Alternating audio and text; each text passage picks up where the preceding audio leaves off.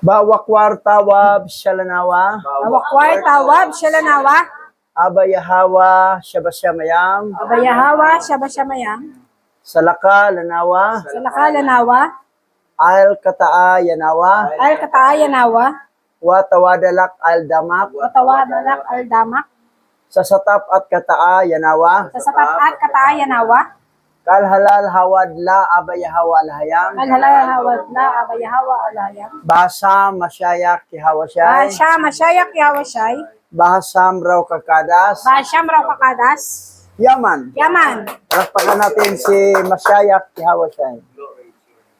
Ngayon, nandito na tayo sa chapter 8. The first book of Maccabees. Ang unang aklat ni Maccabees.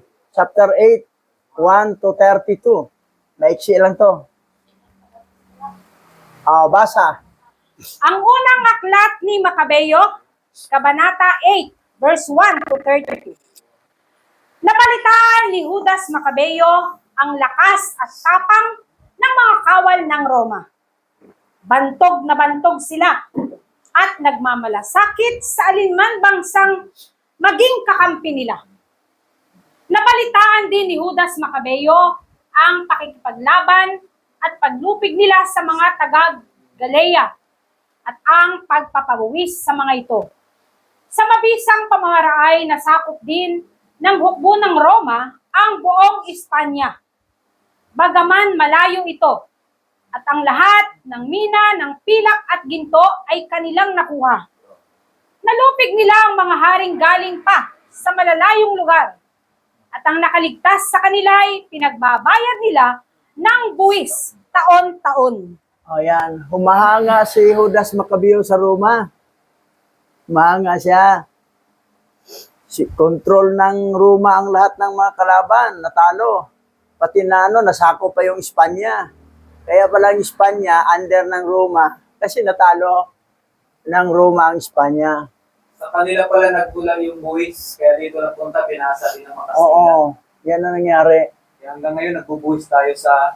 Ngayon, kumbaga ang trust, ang tiwala ni Judas Macabeo, parang doon na sa Roma, wala na sa kay Abayahawa.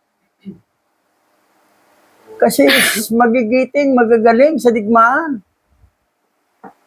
Hindi niya alam na sila magaling dahil sa tulong ni Abayahawa.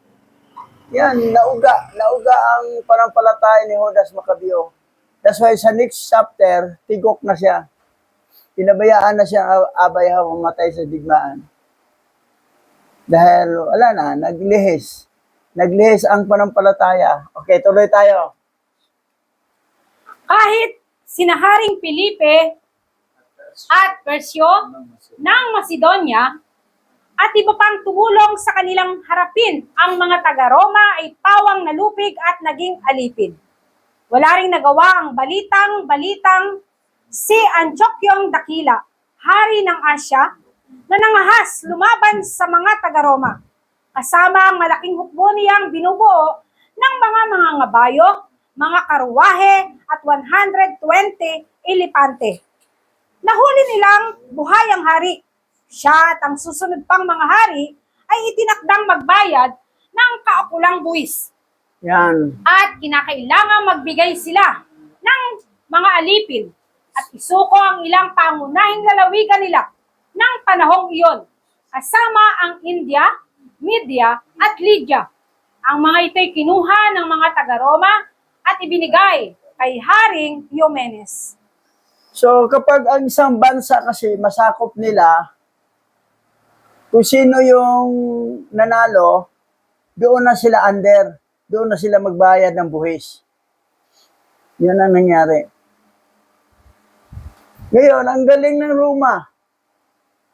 Isa nga gihangaan ni Judas Macabeo. Okay, tuloy tayo. Tinangka ng mga taga-Gresya na salakayin sila at lipulin.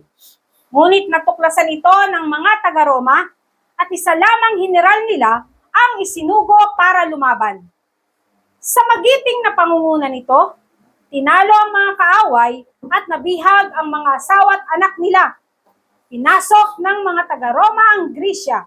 Sinamsam ang mga ari-arian sinakop ang lupain, winasak ang mga tanggulan, at inalipin ang mga mamamayan hanggang sa mga panahong ito. Oh, yan. Grabe, matindi. Matindi ang taga-Roma. Ang lingwahe ng Roma ay Latin. Ang Gracia ay Greek. Mga Grigo. So, talo ang Greek sa Roma sa mga Latin na ngayon ay tinawag na Italy. Mga Italiano, mga Latin ang salita. Okay, tuloy tayo.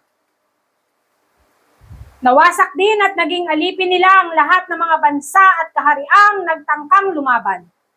Ngunit sa mga kumakampi at umaasa sa kanila, sila ay nanatiling kaibigan.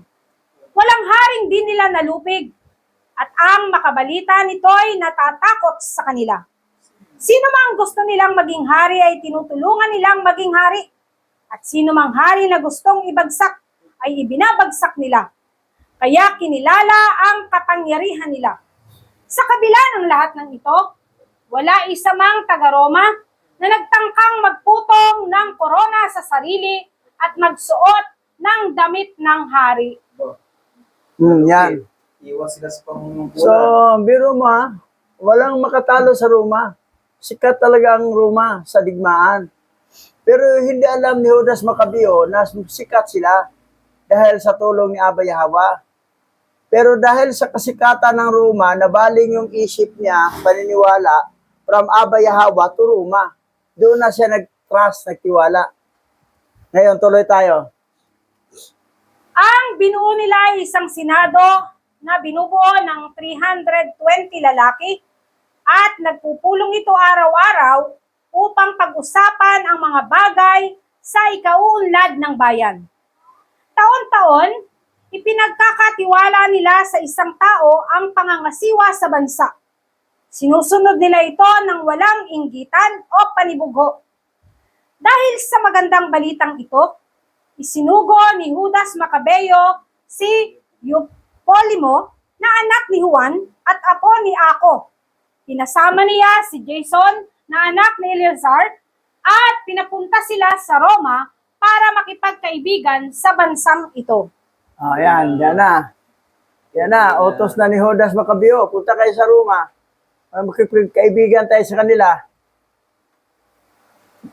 So, yan ang, diyan na nauga ang panampalataya ni Judas Maccabeo. Sa panampalataya niya, tiwala niya kay Abba Yahweh. Na doon na napunta na sa Roma ang tiwala. Ituloy. Naisip niyang ito ang paraan upang makaiwas sa napipintong pangalipin ng mga Griego. Pagkatapos ng mahabang paglalakbay, dumating ang mga sugo sa Roma. Nagtuloy sila agad sa Senado at nagsalita ng ganito sa harap ng kapulungan. Kami po'y mga sugo ng aming bansang Hudyo at ipinadala kami rito ni Judas Maccabeo at ng kanyang mga kapatid para makipagkaibigan sa inyo. Nais naming makipagkaibigan sa inyo. Ang alok na ito ay ikinatuwa ng mga taga-Roma. Yan. Yan na nangyari. Malaking kasalanan ginawa ni Judas Maccabeo. Nagtitiwala siya sa isang bansa dahil sumikat. Hindi niya alam, sikat na siya dahil sa digmaan na lagi siyang panalo, dahil sa tulong ni Abba Yahweh, biro ng mga anghel din, tumutulong din sa digmaan. Walang binatbat yung Roma kung sila ang maglaban, kung nandoon si Abba Yahweh. Sinabi ng ni Apostol Paul, if Alhayam is with us, who can be against us? Sino makalaban sa atin kung Alhayam panik sa atin? Sabi ni Paul yan. Pero ito si Judas, wala na, parang humahanga na siya sa Roma. Para yung kasikatan niya na magaling sa digmaan dahil sa tulong ni Yahweh, lagi silang tagumpay, parang doon na sa Roma siya nagtiwala. Okay, tuloy tayo. Ang tugon nila ay iniukit sa isang tapyas na tanso at ipinadala sa Jerusalem upang maging alaala ng kapayapaan at pakikipagkaisa. Ganito ang isinasaad. Manatili nawang matiwasay at matagumpay ang Roma at ang bansang Hudyo sa karagatan at sa lupain magpakailanman. Naway malayo sa kanila ang tabak at mga kaaway. Ngunit kung unang digmain ang Roma o alinman sa kanyang mga kapanalig, saan mang puok na nasasakop nito, buong pusong sasaklolo ang mga Hudyo sa abot ng kanilang makakaya. Oh, yan ha. Kung digmay ng Roma, sumaklolo ang mga Israelita, mga Hudyo, abot sa kanilang makakaya. Doon na kumampi. Oh, doon na siya nagtiwala sa Roma. Okay, tuloy tayo. Sa sino mang kaaway niya ay hindi magbibigay ang mga Hudyo ng trigo, sandata, salapi o sasakyang dagat. Alinsunod sa napagkasunduan sa Roma. Gagampanan nila ang kanilang tungkulin na walang inaasahang kabayaran. Gayun din, kung ang mga Hudyo naman ang unang digmain, buong puso silang sasaklolohan ng mga taga-Roma sa abot ng kanilang makakaya, ayon sa hinihingi ng pangyayari. Sa mga sumalakay, hindi sila magbibigay ng trigo, sandata, salapi o sasakyang pandagat man. Alinsunod sa napagkasundoan sa Roma, tutuparin ng mga Romano ang kanilang tungkulin nang walang panlilinlang. Ah, ayan.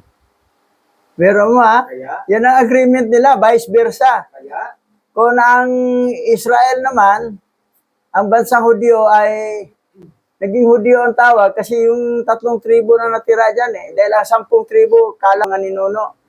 Ang Sibulon, na Aser, tali, Naphtali, Manasi. Manasi. Yung Subanin, Aser, kita mo yung mga Subanin na may mga terintas, yung ano, yung mga tradisyon nila, mga Hebrew Israelite. Suba, Subano, Tagalog, pareho na isang tribo lang yan, Tagalog tsaka Subano, Suba. Suba, ano ba yung Suba? Ilog. Oh, ilog, Suba. Sa English, river. Oh. So, ang Subano at saka Tagalog, isang lahi lang yan. Tribe of Aser. Tapos, ito mga Tagalog, Ilocao nila Subanin. Subano kayo, taga-bundo kayo. Kayo rin. Ganoon rin kayo Taga-ilog kayo Taga-Suba. Ngayon, itong agreement na ito, mga Hudyo, tawag ng bansang Hudyo kasi nandoon yung Levi, Judah, Benjamin. Sila yung nagsama. May agreement ha, pero pagdating ng 70 AD, nilusob ng Roman Empire ang bansang Hudyo. Nakuha yung original scripture, Tanakh. Tapos pinadoktor nila, dinala sa Vatican, sa Bismen. Yan ang Bible na hawak ng lahat ng sangkatauhan, na 66 book, ay Satanic Bible na yan. Fallen Angel Bible. Kasi lahat ng mga pangalan, God, Lord, Panginoon, Yahweh, Diyos ko, lahat, puro mga fallen angel yan. Amen. Kasi sinamba ng lahat ng mga Kristiyano ay si Satanas na mga fallen angel. That's why ang Christianity, kulto talaga. Mapupunta talaga sa dagat-dagatang apoy yan. Pero tiwala sila na sa langit na sila mapunta. Akala lang ninyo. Dahil sinabi, ang akala ng tao na ang daan ay tunay. Tama. Pero pagdating sa dulo, kapahamakan pala. Yan ang mga iniisip ng mga Kristiyano. Yan. Ngayon, ito na, si Judas Maccabeo. That's why magmaminus yung reward niya doon sa langit. At maaga siyang kinuha. So tuloy tayo. Ganito ang kasunduan ng mga taga-Roma at ng mga Hudyo. Sa kasunduang ito, anumang mapagkasunduan, walang dagdag o bawas ng alinmang panig, ay maaaring pagpasyahan at bigyan ng bisa. Tungkol naman sa kapinsalaang ginagawa ni Haring Demetrio sa mga Hudyo, may liham na kaming ipinadala sa kanya upang itanong ito. Bakit mo pinahihirapan ang mga kaibigan naming Hudyo? Kapag nagsumbong pa silang muli sa amin, ipaglalaban na namin ang kanilang karapatan at didigmain namin kayo sa lupa man o sa dagat. Kunwari lang itong Roma na ito Yung nagkaroon ng digmaan sa karian ni Demetrio at saka kay Judas Macabeo, Hindi na sila tumulong. walang Roman tumulong hanggang napatay si Judas. Dahil sabi nung kasama, alis tayo, takas tayo. Sabi, hindi. Patay kung patay. Walang atrasan. Patay nga siya. Yabang. Nagyabang na rin to si Judas Macabeo Akala niya, nasa panig niya pa rin si Abay Hawa. Oo, wala na. Wala na sa panig sa kanya dahil doon na siya nagtiwala sa Roma. Kalaban ni Abay Hawa yan. Kalaban Oo. din nila. Yung Roma, Idumites yan. Lahi yan ni Esau ng tatay na si Mastima. Grabe. So, yun. Okay, tuloy tayo. Ito, basa. Roma. Mga taga-Roma, chapter 8, verse 31. Ano nga ang ating sasabihin tungkol sa mga bagay na ito? Kung ang alahayam ay kakampi natin, sino ang makakalaban natin? Yan ang sinabi ni Apostle Paul sa Roma 8:31. What shall we say then to these things? If alahayam is for us, who can be against us? Dito, nawala ang tiwala ni Judas Macabeo kay alahayam. Doon na siya nagtiwala sa Roma, natutulungan siya kay Demetrio. Hindi naman Doon siya napatay sa mga tauhan ni Demetrio. Puso ng tao ay mapanlil lang. Dito pala nagtapos. Ano? Okay. So, sandali, ubusin ko muna to.